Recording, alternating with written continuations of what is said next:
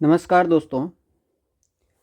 देखिए मित्रों, इस वीडियो में हम बात करने वाले हैं कक्षा 10 के संजीव डेस वर्क गणित विषय के मॉडल पेपर नंबर 3 के बारे में।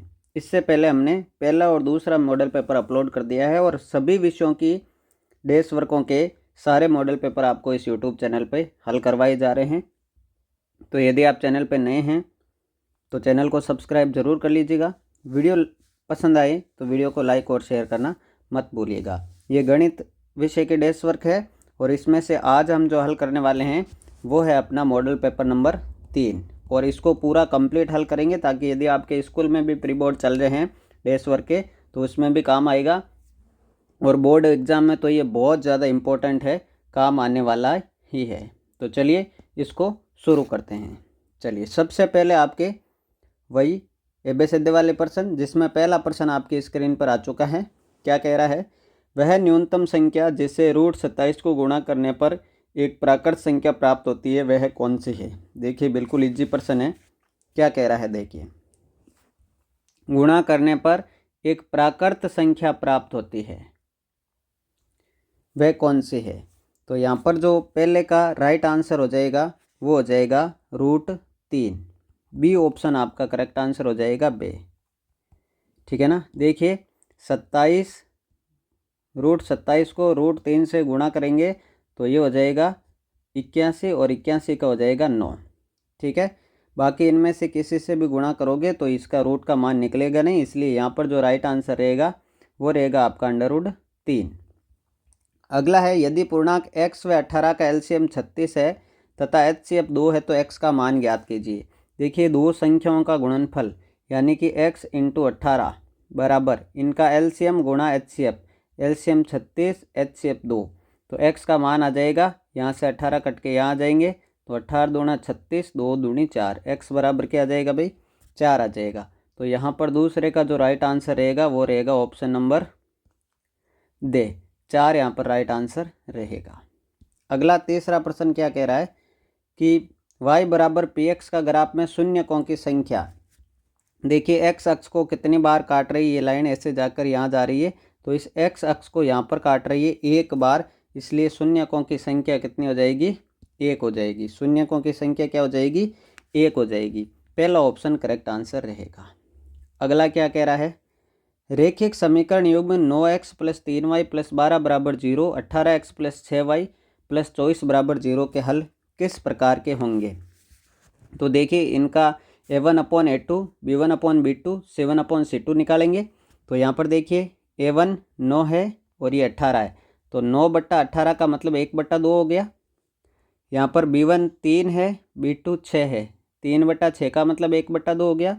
यहाँ पर 12 है और यहाँ पर 24 है, 7c2, तो 12/24 का मतलब 1/2 हो गया। यानी कि तीनों बराबर है, a1/a2 बराबर है b1/b2 बराबर है c1/c2। इसका मतलब इसके अपरिमित रूप से अनेक हल होंगे। तो यहाँ पर राइट आंसर हो जाएगा बी ऑप्शन, अपरिमित रूप से अनेक हल। अगला पांचवा प्रश्न कह रहा है, यदि 6 पदों वाली एक समांतर श्रेणी का प्रथम पद तथा अंतिम पद क्रम से 2 और 10 है तब समांतर श्रेणी का योगफल क्या होगा? अब देखिए 6 पदों वाली है तो आपको SN का फॉर्मूला याद ही है। SN बराबर होता है n/2 a + l। प्रथम पद अंतिम पद दिया हो तो यहाँ पर मैं देखिए इसको हल कर देता हूँ। 6/2, a का मान तो प्रथम पद तो 2 है और अंतिम पद 10 है, तो 10 और 2 12, 12 से 6 कट जाएगा और 6 चंग हो जाएगा 36। पाँचवें में 36 आएगा, बी ऑप्शन आपका करेक्ट आंसर रहेगा। नेक्स्ट अगला है, यदि समांतर श्रेणी का प्रथम पद 2 है, सार्वंतर 3 है तो nवां पद क्या होगा? देखिए nवां पद क्या होता है? an बराबर a + n-1d ये होता है। तो देखिए a का मान आपको 2 दिया हुआ है, n का मान नहीं है और d का मान कितना है? 3 है, तो ये हो जाएगा 2 + 3n-3। ठीक है, तो यहाँ पर देखिए 3n और 2 में से 3 गए तो -1, तो 3n-1 आएगा इसका राइट आंसर। तो छठे में भी B option, B option correct answer हो जाएगा। हल मैंने करके बता दिया किस प्रकार से आपको इसको हल करना है। अगला में 2 आकृतियां दी गई है, कोण डी कोण एफ क्रम से होंगे। डी और एफ के बारे में देखिए, डी यहाँ पर बन रहा है और एफ यहाँ पर बन रहा है। इनके बारे में पूछा गया है। 7वें प्रश्न में। तो देखिए इनकी भुजाओं का जो अनुपात है वो हम निकालते हैं। तो यहाँ पर अनुपात क्या क्या रहेगा, देखिए यहाँ पर 5 है और यहाँ पर 45 है और यहाँ पर 7 है और यहाँ पर 63 है। तो यहाँ पर जो है ये इसके पैरेलल होगी, तो यहाँ पर डी का मान आएगा आपके 70 डिग्री, ठीक है, और ये आएगा 50 डिग्री। तो यहाँ पर पहला ऑप्शन जो है 70 और 50 ये राइट आंसर हो जाएगा। अगला है इन दोनों बिंदुओं के बीच की दूरी निकालनी है। तो बीच की दूरी का सूत्र होता है √x2 - x1 का होल स्क्वायर। तो x2 5 है तो 5 - 2 का होल स्क्वायर प्लस 6 - 3 का होल स्क्वायर। 5 में से 2 गए तो 3, 3 का स्क्वायर 9, 6 में से 3 गए तो 3, 3 का स्क्वायर 9 और 9 और 9 हो जाएगा √18। 18 को क्या लिखेंगे 3√2। तो यहाँ पर 8वें में बी ऑप्शन करेक्ट आंसर हो जाएगा 3√2। अगले प्रश्न की ओर बढ़ते हैं। एबीसीडी में त्रिभुज में कोस सी का मान, यहाँ पर देखिए कोस सी का मान, सी के बारे में पूछा है तो ये ध्यान रखना है लंब है, अब ये आधार है और ये कर्ण है, ठीक है ना। मैं लिखता हूँ कोस सी लाल बट्टा कक्का से क्या होता है आधार बट्टा कर्ण। तो आधार तो अब 5 है और कर्ण कितना है 13, तो 5/13 इसका करेक्ट आंसर हो जाएगा, जो कि ऑप्शन ए में आपको दिखाई दे रहा है 5/13। आगे बढ़ते हैं। एक ऊर्ध्वाधर छड़ की लंबाई तथा इसकी छाया की लंबाई का अनुपात 1:3 है। तो सूर्य का उन्नयन कोण ज्ञात कीजिए। देखिए यहाँ पर मैं त्रिभुज बनाता हूँ, छड़ की लंबाई और इसकी छाया की लंबाई ये 1 है और ये √3 है। तो यहाँ थीटा कोण होगा, लंब और आधार दे रखा है तो tan थीटा लगेगा। tan थीटा बराबर 1/√3 और 1/√3 tan की टेबल में tan 30 का मान होता है, इसीलिए 10वें में जो राइट आंसर आएगा वो 30 डिग्री आएगा, ऑप्शन नंबर ए। अगला कह रहा है वर्त की वह जीवा जिसकी लंबाई वर्त की त्रिज्या से दुगुनी हो। तो वर्त की त्रिज्या से दुगुनी होता है व्यास, तो बी ऑप्शन करेक्ट आंसर हो जाएगा। अगला कह रहा है किसी बाह्य बिंदु से पी से एक केंद्र ओ केंद्र वाले वर्त पर दो स्पर्श रेखाएं पीबी और पीए और पीबी इस प्रकार खींची गई है कि दोनों एक 80 डिग्री के कोण पर झुकी हो। तो PAO का मान क्या होगा। देखिए यहाँ पर मैं बना रहा हूँ एक वर्त, ये दो स्पर्श रेखाएं हैं और इनका बीच का कोण दे रखा है 80 डिग्री। ये त्रिज्या हो गई और ये भी त्रिज्या हो गई। त्रिज्या स्पर्श रेखा के साथ 90 डिग्री का कोण बना रही, या 90 आएगा। यहाँ मान लीजिए बाह्य बिंदु P से O केंद्र वाले से PA और PB खींची गई है। हमें कोण पूछा है POA, यहाँ ये वाला कोण पूछा है, तो हम पूरा पहले कोण निकालेंगे ये वाला कोण। तो देखिए ये 90 90 180 और 180 और 80 260 260 360 में से 260 गए तो पूरा आएगा 100 और ये इसको आधा कर रही है तो आ जाएगा 50 डिग्री। ऑप्शन नंबर 12वें में ए सही रहेगा 50 डिग्री, ठीक है। अगला देखिए क्या कह रहा है, एक वर्त की त्रिज्या r है, उसकी परिधि क्या होगी। तो वर्त की परिधि होती है 2πr, और ये ऑप्शन करेक्ट आंसर हो जाएगा। अगला है घन के विकर्ण की लंबाई ज्ञात करने का सूत्र आपको सीधा सीधा याद रखना है, भुजा √3 L√3 आ गया, ठीक है। अगला कह रहा है 15वां, यदि एक शंकु की त्रिज्या 14 है, तिर्यक ऊंचाई 10 है तो वक्र पृष्ठीय क्षेत्रफल ज्ञात कीजिए। तिर्यक ऊंचाई और त्रिज्या दे रखी है, वक्र पृष्ठीय क्षेत्रफल होता है πRL। पाई का मान 22/7, R का मान 14 और L का मान 10। तो 7 दूनी 14, 22 7 154। शंकु की त्रिज्या ऊंचाई दे रखी है, वक्र पृष्ठीय क्षेत्रफल πRL हो गया, ठीक है। 22 7 154। देखिए 22 दूनी 44 है ना, 22 दूनी 44 गुणा 10 तो 440 हो जाएगा। यहाँ पर right answer option number C. कौन सा हो जाएगा, ऑप्शन नंबर सी। अगला प्रश्न क्या कह रहा है, बारंबारताओं का योग 60 है तो x का मान ज्ञात कीजिए। देखिए बारंबारताओं का योग 60 है कह रहा है, तो देखिए 20 और ये 20 40 40 और ये हो गए 7 5 12, 40 से 12 52, तो बच गए 8, है ना। तो 8 हो जाएगा इसका राइट आंसर, ये वाला 8 और 52 60 हो जाएंगे। अगला कह रहा है संचयी बारंबारता सारणी का उपयोग होता है क्या ज्ञात करने में। तो CF हम कब निकालते हैं, CF निकालते हैं माध्यक ज्ञात करने में। तो से ऑप्शन करेक्ट आंसर हो जाएगा।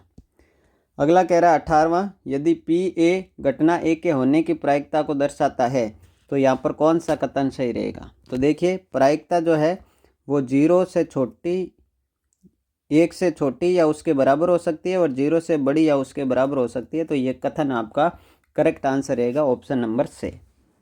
इस प्रकार से हमने सारे ABCD जो है 18 के 18 कर लिए हैं। आगे बढ़ते हैं। वीडियो को लाइक नहीं किया तो लाइक कर दीजिएगा। अगला प्रश्न कह रहा है खाली स्थान में पहला, द्विघात समीकरण AX² + BX + C बराबर 0 का D विविक्तर होता है। तो विविक्तर क्या होता है, B² - 4AC। विविक्तर क्या होता है, B² - 4AC। ये आंसर हो जाएगा। प्रथम n धन पूर्णांकों का योग, मैंने आपको पहले भी बताया मॉडल पेपर में भी, तो ये हो जाएगा n + 1/2। प्रथम n धन पूर्णांकों का योग निकालना है तो सीधा सूत्र आएगा n + 1/2। नेक्स्ट है tan 30 tan 60 का मान, tan 30 का मान 1/√3 और tan 60 का मान √3। तो ये कट करके कुल मिला के आएगा 1। फिर कह रहा है दो त्रिभुज सर्वांगसम कहे जाते हैं जब उनके आधार का आमाप कैसा होता है, समान होता है। तो यहाँ आ जाएगा समान। अगला है वर्त की स्पर्श रेखा और त्रिज्या के बीच में कितने डिग्री का कोण बनता है। तो 90 डिग्री का कोण बनता है। अगला है एक पासे को उछाले जाने पर 6 से बड़ा अंक आने की प्रायिकता। क्योंकि पासे पर 1 से 6 तक अंक रहते हैं तो इसकी प्रायिकता 6 से बड़ा अंक नहीं आ सकता, इसलिए 0 या 0 हो जाएगी। तो ये हो गए आपके रिक्त स्थान वाले सारे क्वेश्चन। आगे बढ़े तो अगला प्रश्न कह रहा अति लघुत्तरात्मक तीसरे का पहला, यदि x बराबर 2�3, 3�2, y बराबर 2�2, 3�2 है तो x और y का LCM क्या होगा। देखिए x बराबर अपने को दे रखा है 2�3 × 3�2 और y बराबर दे रखा है 2�2, 3�2। यहाँ पर हमें LCM निकालना है। LCM में अधिकतम घातें ली जाती है। तो दोनों में 2 की घात अधिकतम है 3, तो आएगा 2�3 और 3 तो दोनों में ही 2 ही है तो 3�2। ये इनका LCM निकल के आएगा। इसको हल कर लेंगे तो 2 × 2 × 3 × 3। तो देखिए 2 दूनी 4, 4 तेरी 12, 12 तिया ये 3 है ना, 2 3 बार लिखना है। 2 दूनी 4, 4 दूनी 8, 8 तेरी 24, 24 तिया 72। तो 72 इसका जो है वो LCM आपका निकल कर आएगा।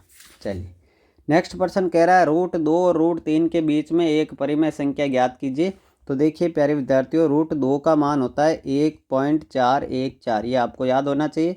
और √3 का मान तो हमने बहुत बार रखा भी है प्रश्नों में, नवमीं प्रश्नावली में भी 1.732। तो अब इन दोनों के बीच में एक संख्या सोच सकते हैं तो 1.5 इन दोनों के बीच में आएगी। तो ये हमारा आंसर हो जाएगा। इन दोनों के बीच में कोई संख्या बतानी है, 1.414, 1.732 के बीच में 1.5 लिख सकते हैं, 1.6 लिख सकते हैं, कोई सी भी आप संख्या जो है वो लिख सकते हैं। ये हमारा आंसर इसका हो जाएगा। अगला कह रहा है बहुपद x² - 6x + 7 में शून्यकों का योग और गुणनफल लिखिए। तो शून्यकों का योग देखिए, शून्यकों का योग, शून्यकों का योग क्या होता है -b/a और शून्यकों का गुणनफल, शून्यकों का गुणनफल क्या होता है c/a। समीकरण की तुलना कर लेंगे तो b का मान -6 है तो माइनस माइनस प्लस 6/1 का मान 1 है तो 6/1 का मतलब 6 और c का मान 7 है और a का मान 1 है तो 7/1 का मतलब 7। तो ये इसका राइट आंसर आ जाएगा। अगला कह रहा है अनुपातों की तुलना करके बताइए कि समीकरण युग्म संगत है या असंगत। तो हमें a1/a2, b1/b2, c1/c2 निकालना पड़ेगा। तो समीकरण की तुलना दोनों की कर लेंगे। अब मैं मान निकालने जा रहा हूँ। देखिए a1/a2 निकालेंगे तो यहाँ पर 3/2 यह आएगा 3/2। b1/b2 निकालेंगे तो यह आएगा आपके 2/-3, 2/-3। और c1/c2 निकालेंगे, बराबर के इधर लाएंगे तो दोनों ही माइनस के आएंगे तो -5/-7 यानी कि कुल मिला के 5/7। अब आप देख रहे हैं तीनों के मान अलग है तो a1/a2 not equal to b1/b2 not equal to C1/C2। और ऐसी स्थिति जब आती है तो अद्वितीय हल होता है और युग्म जो है वो संगत होता है। युग्म कैसा होता है? संगत। तो लिख देंगे युग्म कैसा है? संगत है। हमें यही पूछा गया है कि संगत है या असंगत है। अगला है, यदि an बराबर 9-5n समांतर श्रेणी AP का nवां पद है तो सारवंतर ज्ञात कीजिए। देखिए हमें दिया हुआ an बराबर 9-5n। हम पहले n बराबर 1 रखेंगे। तो n बराबर 1 रखने पर a1 मान आएगा 9-5 गुणा 1, तो 9-5 बराबर कितना हो गया? 4। हम n बराबर 2 रखेंगे तो a2 आएगा अपने पास 9-5 गुणा 2, 5 दूनी 10, तो यहाँ 9 में से 10 गए तो माइनस का 1 आएगा। n बराबर 3 रखेंगे तो a3 आएगा 9-5 3 15, तो यहाँ पर आएगा माइनस का 6। अब हमें सारवंतर निकालने की बात कर रहा है तो d बराबर होता है a2 माइनस a1। तो d बराबर क्या हो जाएगा? दूसरे में से पहला घटाएंगे तो -1 -4 क्या हो जाएगा? माइनस का 5। तो हमारे पास इस समांतर श्रेणी का जो सारवंतर आएगा वो क्या आएगा? माइनस का 5 आएगा। क्या आएगा? माइनस का 5।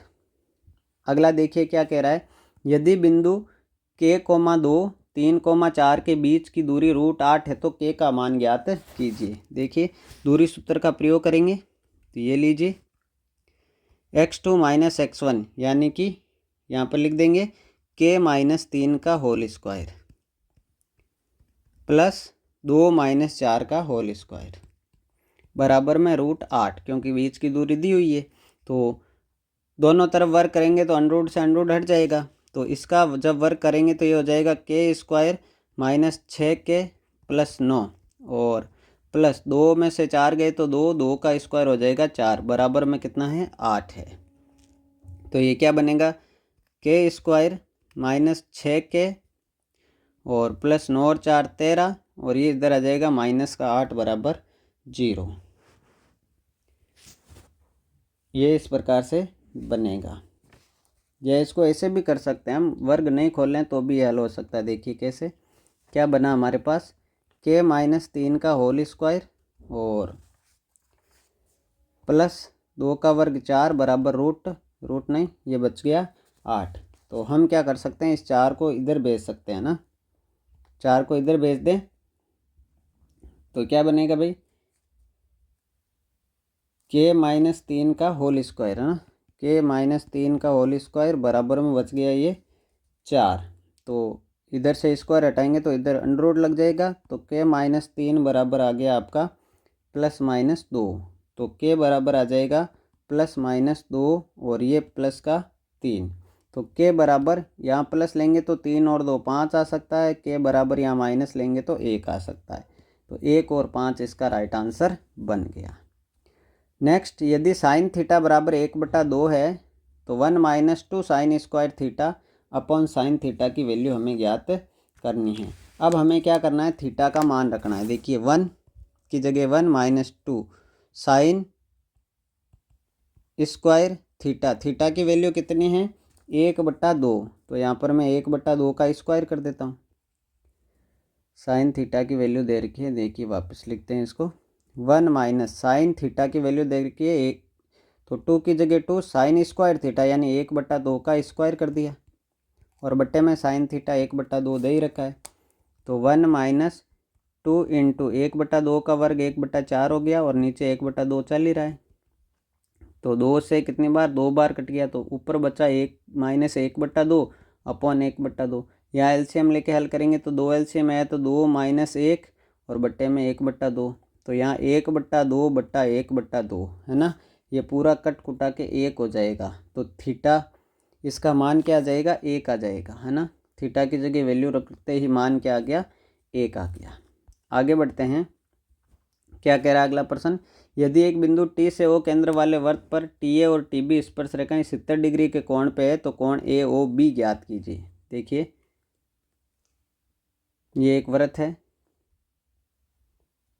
ये स्पर्श रेखाएं हैं, बिंदु T से O केंद्र वाले, ये O है, ये इसकी त्रिज्या होगी, ये भी इसकी त्रिज्या होगी। यहाँ आपको पता है 90 डिग्री का कोण बनेगा, और परस्पर 70 डिग्री पे कोण पे झुकी हुई ये 70 डिग्री है। हमें कोण AOB ये ए लिख देता हूँ, ये बी लिख देता हूँ। हमें ए ओ बी का मतलब ये वाला कोण जो है फाइंड करना है।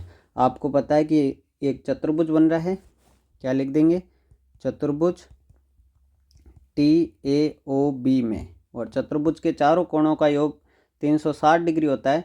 तो चारों कोण कौन कौन से, एक तो 70 है, फिर ये वाला 90 है क्योंकि स्पर्शरेखा त्रिज्या के साथ समकोण की रचना, फिर ये ए ओ बी हमें फाइंड करना है तो ए ओ बी लिख देंगे, और वापस ये 90 डिग्री है तो 90 डिग्री लिख देंगे, बराबर में 360। ठीक है, और 90 और 90 हो गए 180, 180 प्लस 70 प्लस ए ओ बी बराबर 360 डिग्री हो गया। ठीक है, इनको जोड़ लेंगे। देखिए 18 और 7 25, 250 प्लस कोण ए ओ बी बराबर 360। तो ए ओ बी का मान क्या हो जाएगा, 360 माइनस 250, यानी कोण ए ओ बी जो निकल के आएगा वो आपका आएगा 110 डिग्री। 110 डिग्री इस प्रश्न का राइट आंसर हो जाएगा। चलिए अगला कह रहा है, एक घड़ी की मिनट सुई द्वारा 20 मिनट में केंद्र पर अंतरित कोण का मान ज्ञात कीजिए। 20 मिनट में कितना कोण अंतरित करेगा। तो यहाँ पर आप इसको सीधा भी कर सकते हैं। देखिए पूरा कोण होता है 360 का, है ना, और ये घंटे में मिनट होते हैं 60, और यहाँ पर कितने मिनट का निकालना है, 20 का। तो डायरेक्ट आ जाएगा 20 तिया 60, और ये हो जाएगा 12 तिया 36, यानी 120 डिग्री का कोण अंतरित करेगी। अगला है, त्रिज्या 4 सेंटीमीटर वाले एक वर्त के त्रिज्यखंड का क्षेत्रफल ज्ञात कीजिए जिसका कोण 30 डिग्री है। तो त्रिज्यखंड का क्षेत्रफल होता है पाई आर स्क्वायर थीटा बट्टा 360। मान रख देंगे 22/7, त्रिज्या 4 है तो 4 गुणा 4 गुणा 30 बट्टा 360। 0 से 0 कट गया, 3 से 36 12 बार, 12 ये कट गया, 4 तरी 12, और अब इसको जब हल करेंगे तो आ जाएगा, देखिए 22 चौक 88 बट्टा 21, और भाग लगा देंगे तो 4.19 सेंटीमीटर स्क्वायर इसका फाइनल आंसर निकल के आएगा। नेक्स्ट 11वां प्रश्न क्या कह रहा है, हमें बंटन का बहुलक ज्ञात करना है। बहुलक आप सबको पता है कि सर्वाधिक बार कौन सा आया हुआ है। तो सर्वाधिक बार देखिए 4 आया हुआ, 1 2 3, 3 सर्वाधिक बार आया हुआ, 3 बार आया हुआ है 4, तो बहुलक हो जाएगा यहाँ पर 4, क्योंकि 4 की बारंबारता सर्वाधिक है। नेक्स्ट अगला कह रहा है, निम्न आंकड़ों का माध्यक ज्ञात कीजिए। तो माध्यक ज्ञात करने के लिए पहले इनको आरोही क्रम में लिखना पड़ेगा। तो सबसे छोटी संख्या यहाँ पर 17 है, उसके बाद 18 है, उसके बाद 19 है, उसके बाद 20 है, उसके बाद 25 है, उसके बाद 27 है, उसके बाद 29 है। देखिए कितनी है, 1 2 3 4 5 6 7, तो 3 इधर छोड़ दीजिए, 3 इधर छोड़ दिए, आपका माध्यक आ जाएगा कितना, 20। बीच वाला मान माध्यक आ जाएगा कितना, 20। ये आपका 20 राइट आंसर हो जाएगा। इस प्रकार से ये 12 जो प्रश्न है 30 रेखे अति लघुत्तरात्मक हमने आसानी से हल कर लिए। आगे बढ़ते हैं अब हम लघुत्तरात्मक प्रश्नों की ओर, और इसमें पहला कह रहा है, शून्य ज्ञात कीजिए, फिर शून्यकों और गुणांकों के बीच संबंध की सत्यता की जांच कीजिए। चलिए शून्य ज्ञात करते हैं। क्या दिया हुआ है हमें, 4s² माइनस 4s प्लस 1। तो क्या करेंगे, यहाँ पर टुकड़े करेंगे, गुणा करने पर 4 एकम 4 लाने, जोड़ने घटाने पर माइनस के 2 लाने। तो ये हो जाएंगे 4s² माइनस का 2s माइनस का 2s और प्लस का 1। हमने 4 के टुकड़े कर दिए -2 और -2 के रूप में। इन दोनों में कॉमन आ रहा है 2s, तो बचेगा s माइनस 1, और इन दोनों में कॉमन आ रहा है 1, तो बचेगा 2s माइनस 1, यहाँ पर भी बचेगा 2s माइनस 1, और इसको इसके साथ लिखेंगे तो ये हो जाएगा 2s माइनस 1 और 2s माइनस 1 बराबर 0। अब क्या करेंगे, 2s माइनस 1 बराबर भी 0 और 2s माइनस 1 बराबर भी 0, तो दोनों मान सेम आएंगे, और s का मान आएगा 1/2, यहाँ पर भी s का मान आएगा 1/2। ये हो गए शून्य ज्ञात। अब क्या करना है, अब देखिए ये जो समीकरण के इसकी तुलना कर लेंगे, ax² plus bx plus c बराबर 0 से तुलना करने पर, और जब तुलना करेंगे तो a का मान क्या आएगा, a का मान है 4, b का मान क्या है -4, और c का मान क्या है 1। अब हमें पता है शून्यकों का योग क्या होता है, तो शून्यकों का योग, शून्यकों का योग होता है प्यारे विद्यार्थियों माइनस का b बट्टा a, यानी कि माइनस का 4 और यहाँ माइनस सूत्र में तो प्लस का 4 बट्टा 4, 4 बट्टा 4 का मतलब 1 हो गया। और आएगा शून्यकों का गुणनफल। शून्यकों का गुणनफल क्या होता है? शून्यकों का गुणनफल होता है c बट्टा a, और c का मान 1 है और a का मान 4 है तो 1 बट्टा 4। ये तो आ गया हमारे तुलना करने पर। जो शून्य ज्ञात किए उनके लिए योग और गुणनफल करेंगे। तो यहाँ लिख देता हूँ, जो शून्य के ज्ञात किए उनका जब योग करेंगे, ज्ञात कौन कौन से किए? ये वाले 1/2 और 1/2, इनका योग करेंगे 1/2 प्लस 1/2, ये हो जाएगा 2/2 का मतलब 1। देखिए यहाँ पर भी योग 1 आया था और यहाँ पर भी 1 आ रहा है। अब इनका करेंगे गुणनफल, और गुणनफल करेंगे इन दोनों का, तो 1/2 गुणा 1/2 ये हो जाएगा 1/4, और यहाँ पर भी 1/4 आया था। अतः हम लिख सकते हैं अतः संबंध सत्य है, अतः संबंध सत्य है। इस प्रकार से इस प्रश्न का ये राइट आंसर हो जाएगा। चलिए बढ़ते हैं 5वें प्रश्न में। 2 अंकों की एक ऐसी संख्या ऐसी है कि इसके अंकों का गुणनफल 12 है। जब इस संख्या में 36 जोड़ दिया जाए तो संख्या के अंक परस्पर बदल जाते हैं। संख्या ज्ञात कीजिए। देखिए लॉजिक वाला प्रश्न है, वैसे इजी प्रश्न है। हम क्या करेंगे, बदलना है इसके अंकों को भी और इस प्रकार से करना है। हम मान लेते हैं कि दहाई और इकाई के अंक, ठीक है ना, इकाई का अंक और दाई का अंक माना। इकाई अंक जो है इस संख्या का वो y है और दाई अंक जो है वो x है। तब संख्या क्या बनेगी?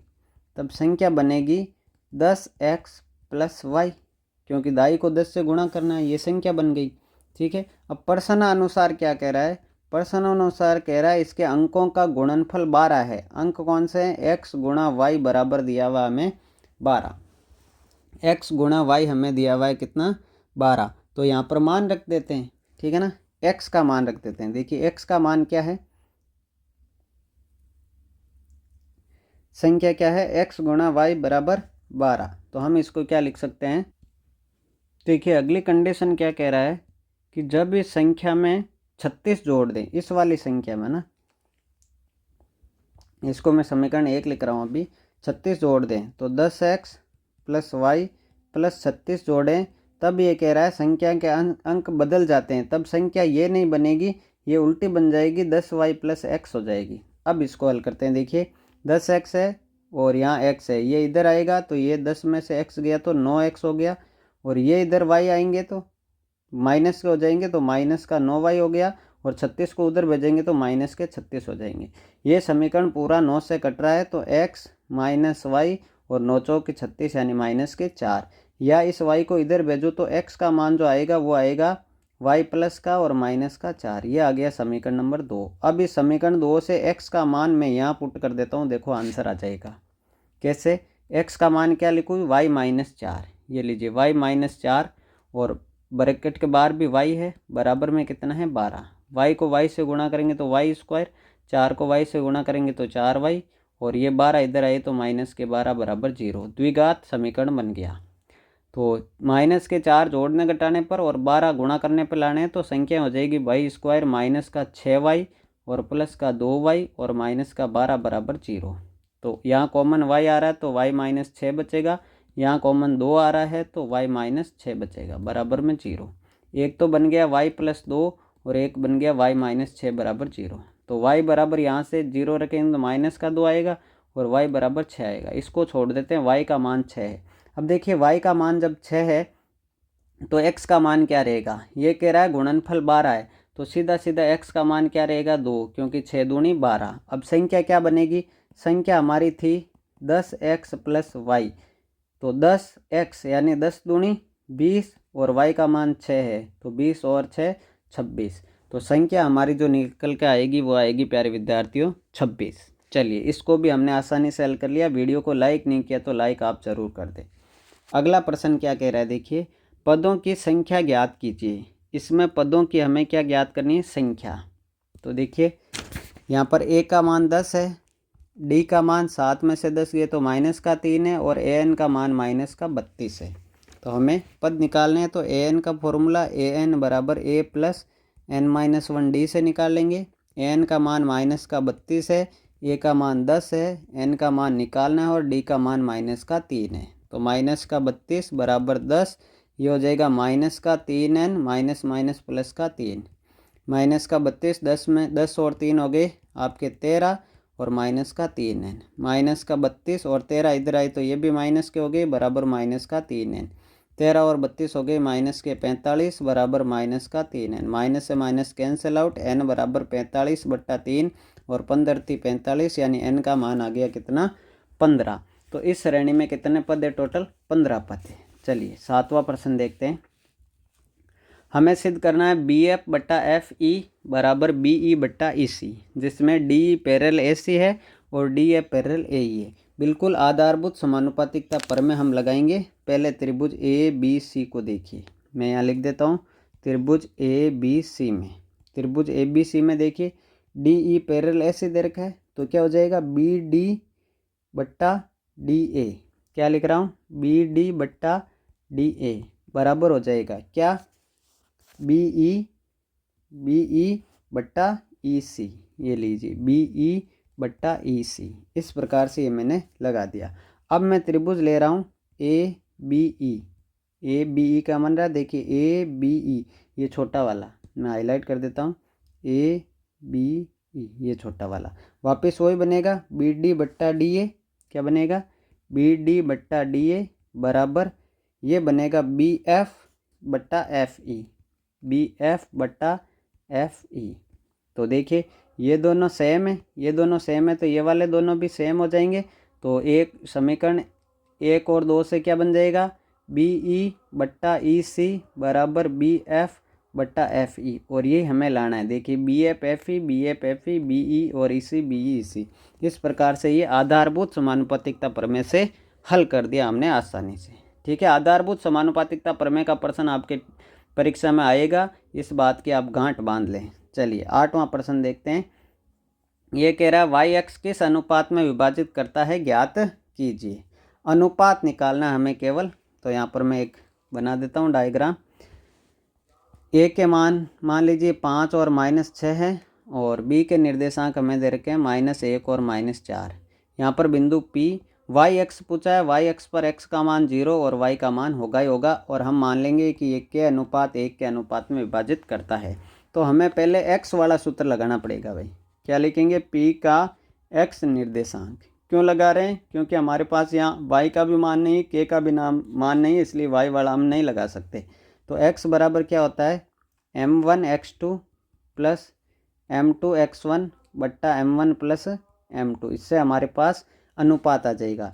ये x1 y1 है और ये x2 y2 है, ये m1 और m2 है, ये x और y है। ठीक है, तो यहाँ x का मान 0 है तो x का मान 0 लिखूँगा, m1 का मान k है तो k लिखूँगा, x2 का मान -1 है प्लस m2 का मान 1 है गुणा x1 का मान 5 है बट्टे में k प्लस 1 हो जाएगा।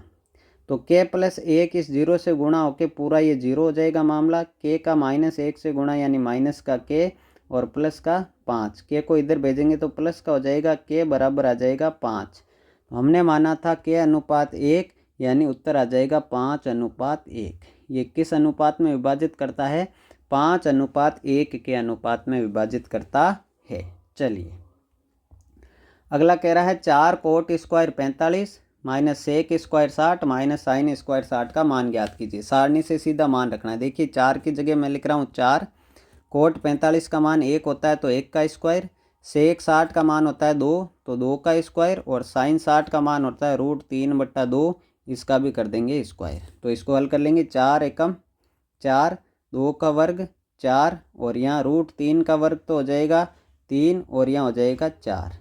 ठीक है, यहाँ पर प्लस है, सॉरी प्लस का मान ये लीजिए। 4 से 4 कट गया, हमारा उत्तर केवल बचा 3/4, जो कि इस प्रश्न का हमारा फाइनल आंसर हो जाएगा। देखिए वैल्यूज़ आपको याद रहेगी, आपके यदि कॉन्सेप्ट क्लियर रहेंगे तो आप किसी भी प्रश्न को हल कर सकते हैं। इतने ज़्यादा जो है हार्ड क्वेश्चन नहीं आते हैं।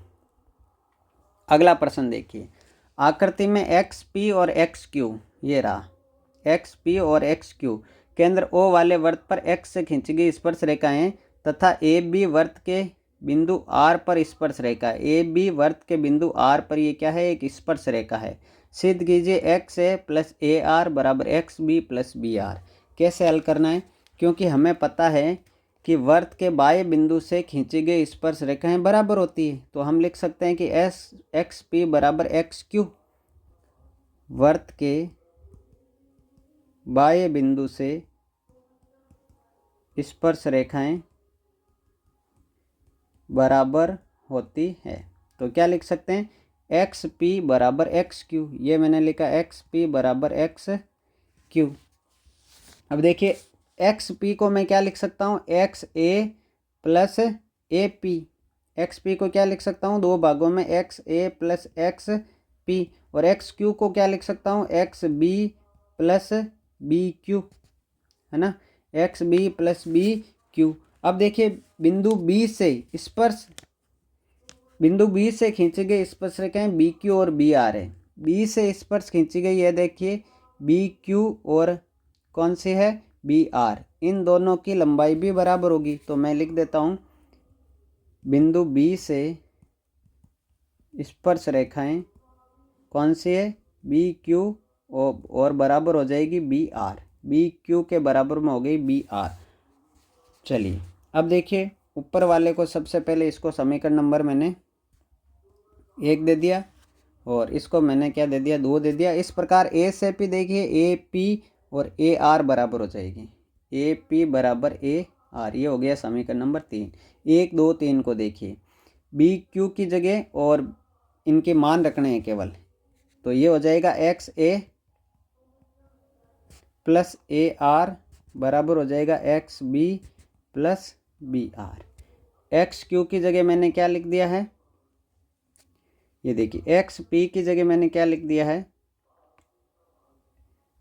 तो इनके मान मैंने रख दिए और इस प्रकार से ये आंसर इसका आ गया। चलिए नेक्स्ट, एक वर्ताकार बुरुज को चांदी के तार से बनाया जाना है जिसका व्यास 35 mm है। तार को वृत्त के 5 व्यासों से बनाने में भी प्रयुक्त किया जाता है, तो उससे 10 बराबर त्रिज्यखंडों में विभाजित करता है। कुल वांछित चांदी के तार की लंबाई ज्ञात कीजिए। देखिए वृत्त का व्यास दे रखा है हमें, वृत्त का व्यास दे रखा है 35 mm, तो त्रिज्या आर बराबर हो जाएगी 35/2 mm। और व्यासों की संख्या कितनी है, व्यासों की संख्या है भाई 5 और त्रिज्यखंड कितने हैं, त्रिज्यखंड बन रहे हैं 10। ये कह रहा है 10 बराबर त्रिज्यखंडों में इसे विभाजित करता है। तो चांदी के तार की लंबाई क्या रहेगी, ये प्रश्नावली में भी है। तार की लंबाई क्या हो जाएगी, तो 5 तो व्यास है, तो 5 गुणा व्यास हो जाएगा प्लस, और इसकी ऐसे वर्ताकार बुरुज है तो ये जो वृत्त की परिधि आएगी ये भी उसमें शामिल होगी, यानी 2 पाई आर भी उसमें शामिल करना पड़ेगा। तो 5 × 35 प्लस 2 गुणा पाई का मान 22/7 और त्रिज्या है 35/2। देखिए 7 पंजे 35 और ये 2 से 2 कट गया, 35 पान 175 और 22 पंजे 110, कुल मिला के आ जाएगी 285 mm चांदी के तार की लंबाई। इससे है ना 5 व्यास भी ऐसे खींचे गए। ठीक है, चलिए 12वां प्रश्न देखिए, माध्य ज्ञात करना है। बिल्कुल सिंपल, हमें कौन सी विधि का प्रयोग करना है, हमें विधि का प्रयोग करना है प्रत्यक्ष का। एक तो x दे रखा है, एक f दे रखा है, हम कॉलम बना लेंगे एक नया fi xi का, ठीक है ना, प्रत्यक्ष विधि का। तो 5 6 7 8 9, फिर है 4 8 14 11 और 3 है, 13 नहीं, 11 और 3। तो fi xi क्या हो जाएगा, 4 पंजे हो जाएगा 20, 8 छंग हो जाएगा 48, 14 7 98 और 11 8 88 और 9 तरी हो जाएगा 27। सबको जोड़ लेंगे तो सिग्मा fi xi जो आएगा वो आ जाएगा 281 और ये आ जाएगा सिग्मा fi आपका 40। तो x बार बराबर sigma fi xi upon sigma fi। x बार बराबर हो जाएगा 281/40। 281 में 40 का भाग लगाएंगे तो 7.02 समथिंग आएगा, जो कि हमारा फाइनल आंसर हो जाएगा। आगे बढ़ते हैं, प्रायिकता का बहुत ही अच्छा प्रश्न है। क्या कह रहा है देखिए, एक पिगी बैंक में 50 पैसे के 100 सिक्के, देखिए मैं लिख देता हूँ 50 पैसे के कितने 100 सिक्के हैं। फिर कह रहा है 1 रुपये के ₹1 के आपके हैं 50 सिक्के। फिर कह रहा है ₹2 के है 20 सिक्के और ₹5 के हैं 10 सिक्के। हमें टोटल निकालना है। टोटल कितना हो जाएगा? 150, 170, 180। कुल परिणाम हमारा 180 आ गया। इस बात का ध्यान रखेंगे। एक सिक्का निकाला जाता है। पहला प्रश्न पूछ रहा है 50 पैसे का होगा, 50 पैसे का होगा। तो 50 पैसे के अनुकूल परिणाम कितने हैं? 100 है। तो प्रायिकता क्या कहती है? अनुकूल बट्टा कुल, यानी 100 बट्टा 180। कुल मिला के 0 से 0 कट गया और 2 से कट रहा है 5/9 बार। पहले का आंसर हमारा आ जाएगा क्या? 5/9। फिर कह रहा है ₹5 का नहीं होगा। दूसरा कह रहा है ₹5 का नहीं होगा और ₹5 का नहीं होना चाहिए। तो ₹5 वाले के काट दीजिए, वापस देखिए 100, 50, 150 और 170। तो प्रायिकता हो जाएगी 170 बट्टा 180, यानी 0 से 0 कट गया तो 17/18। ठीक है। तीसरा कह रहा है ₹1 का होगा। तीसरा क्या कह रहा है? ₹1 के अनुकूल परिणाम निकाल लेंगे। ₹1 का अनुकूल परिणाम कितने हैं? 50 है। तो प्रायिकता हो जाएगी आपकी 50 बट्टा 180, यानी 5/18। इसका फाइनल आंसर आ जाएगा। तो 5/9, 17/8 और 5/18, इन तीनों के ये आंसर जो है वो हमने निकाल लिए। चलिए आगे बढ़े। अब आ चुके हैं दीर्घ उत्तरीय प्रश्न, जिसमें पहला प्रश्न क्या कह रहा है देखिए। अथवा वालों में से एक करवाऊंगा, दोनों में से। वैसे सारे ही सरल, ये कोई दिक्कत है ही नहीं। 14 का पहला कह रहा है क्या एक ऐसी आम की बगिया बनाना संभव है जिसकी लंबाई चौड़ाई से दोगुनी है और क्षेत्रफल 800 मीटर स्क्वायर है? यदि संभव है तो उसकी लंबाई चौड़ाई ज्ञात कीजिए। देखिए हम चौड़ाई को x मान लेते हैं। माना चौड़ाई क्या है भाई? x। तब लंबाई क्या हो जाएगी? लंबाई इसकी दोगुनी है, यानी क्या हो गई है? 2x। और हमें दिया हुआ है क्षेत्रफल, और क्षेत्रफल कितना दिया हुआ है? 800 मीटर स्क्वायर। 800 metre square. क्षेत्रफल होता क्या? आयत का लंबाई गुणा चौड़ाई, यानी x गुणा 2x बराबर 800। तो यहाँ पर ये हो गया 2x स्क्वायर बराबर 800। तो x² बराबर 800 में 2 का भाग दिया 400। तो x का मान √400 और √400 का मतलब हो गया +-20। +-20, क्योंकि माइनस वाले को जो है छोड़ देंगे, ऋणात्मक हो नहीं सकती। तो अब हमारे पास जो चौड़ाई आई है वो चौड़ाई आ गई 20, और लंबाई जो चौड़ाई की दोगुनी है, तो 20 × 2 क्या हो जाएगी भाई? 40 मीटर हो जाएगी। तो चौड़ाई 20 मीटर और लंबाई 40 मीटर। बिल्कुल आसानी से इसको हमने हल कर लिया है। प्रश्न संख्या 15 पर बढ़ते हैं। कह रहा है बिंदुओं -3, 6, -8 को जोड़ने वाले रेखाखंड को बिंदु -1, 6 किस अनुपात में विभाजित करता है? बिल्कुल हमें केवल और केवल अनुपात ही निकालना है। तो निकाल लेते हैं। चलिए छोटा सा ही प्रश्न है ये। ए के निर्देशांक है -3, 10 और बी के निर्देशांक है 6, -8 और यहाँ बिंदु P x, y है, जिसके निर्देशांक है के अनुपात 1। ये x1, y1, ये x2, y2 और ये हो गया m1 अनुपात m2। बस x वाला सूत्र लगाना है। तो x बराबर क्या होता है? m1 x2 plus m2 x1 बट्टा m1 प्लस m2। तो x का मान तो x ही है, ये लीजिए। m1 का मान k है, x2 का मान 6 है, m2 का मान 1 है और x1 का मान -3 है और बट्टा में k + 1 है। और यहाँ दिया हुआ है देखिए -1, 6 है भाई, इनका मान दिया हुआ है। P के निर्देशांक दिए हुए हैं -1, 6 तो यहाँ आ जाएगा -1। ठीक है। अब देखिए जब k को -1 से गुणा करेंगे तो माइनस का k, -1 को +1 से गुणा करेंगे तो -1। यहाँ हो जाएगा 6k और माइनस में 3। इस k को इधर लाएंगे तो ये प्लस का हो जाएगा। तो 6 और 1 हो जाएंगे 7k। कितने के हो गए भाई? 7k। और इस 3 को इधर लाएंगे तो ये प्लस का हो जाएगा, तो ये हो जाएगा 2। तो k बराबर आएगा 2/7। हमने माना k अनुपात 1, यानी कि आ गया भाई 2/7। हमारा फाइनल आंसर आ जाएगा क्या? 2/7 आ जाएगा। बिल्कुल आसान था, कोई दिक्कत वाली बात थी नहीं इसमें। चलिए आगे बढ़े।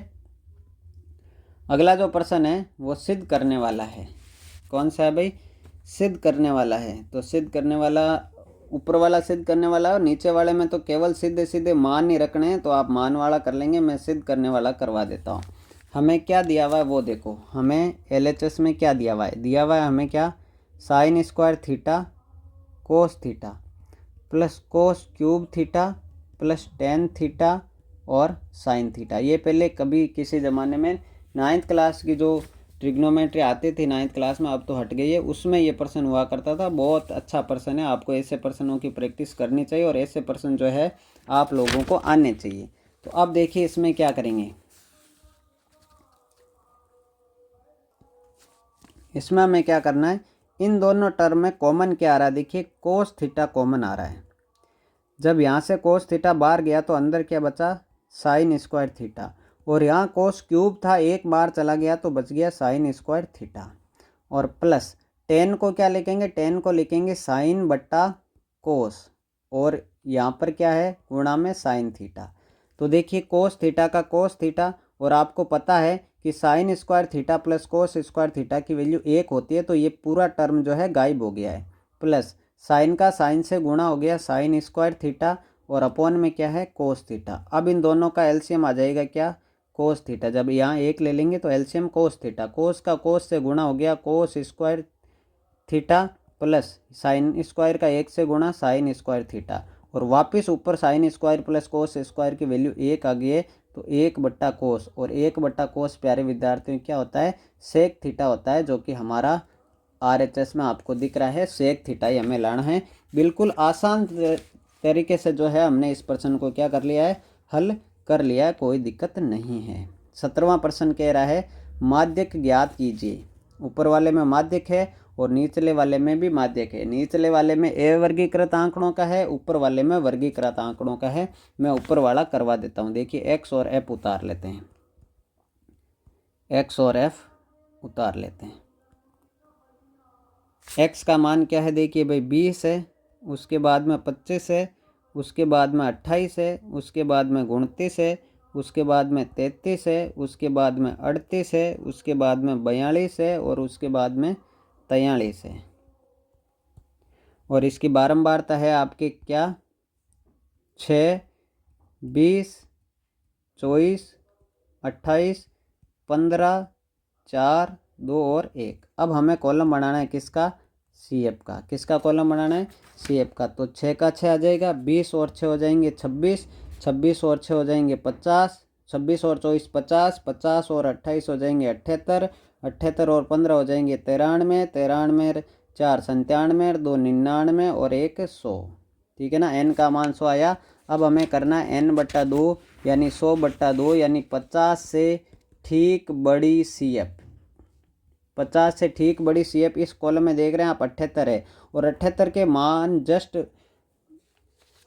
50 से ठीक बड़ी CF या 50, देखिए 50 से ठीक बड़ी CF तो नहीं है, 50 यहाँ पर खुद है। 50 यहाँ पर खुद है का मतलब क्या हुआ, 50 से बड़ी वाली और 50 दोनों लेनी है, यानी 28 प्लस 29 दोनों को जोड़ना है।